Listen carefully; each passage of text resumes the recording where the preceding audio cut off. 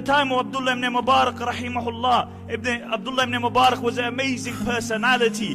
Out of all the Imam, the only Imam who was never disparaged was Abdullah ibn Mubarak rahimahullah. One year he would do jihad, and the next year he would do Hajj. He lived in a place called Merv, Central Asia, and he would travel every other year for Hajj.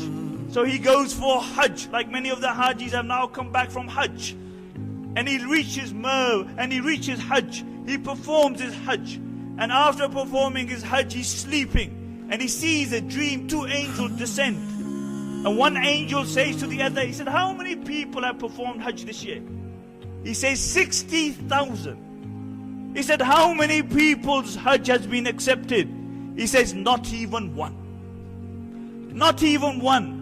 Besides one man called Abdullah ibn Muqaffal, a cobbler from Damascus.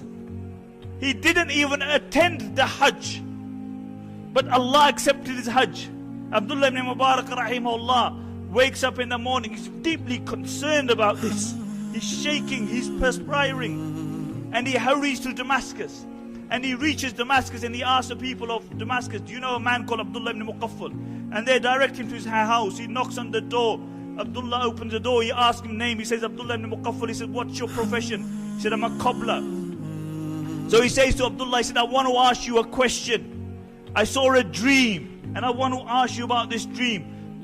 So he relates the dream to him. And Abdullah ibn Muqaffal says, I'll tell you, I am a cobbler, and I had a deep desire to perform Hajj, but because my income is very little, for the last 20 years, I have been saving up to perform Hajj.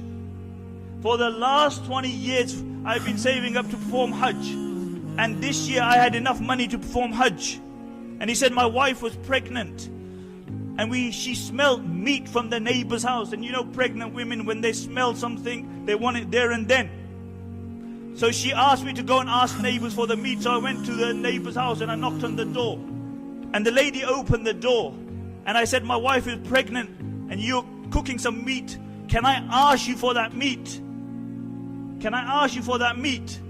And the lady said, the meat is halal for us, but it's haram for you. And Abdullah ibn Muqaffal said, how's that? Halal for you and haram for us?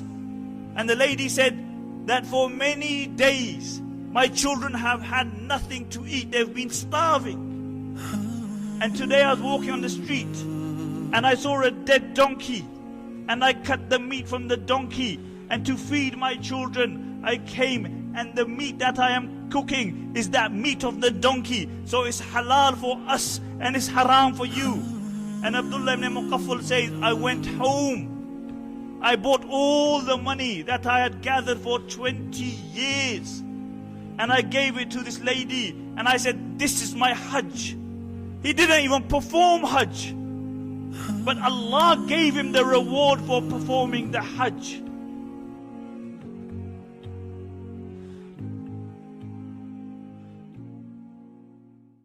Isn't it so funny how we all walk around, never even thinking of the days under the ground, the drive and ambition taking over our lives. For this world, for the fame, for the power do we strive.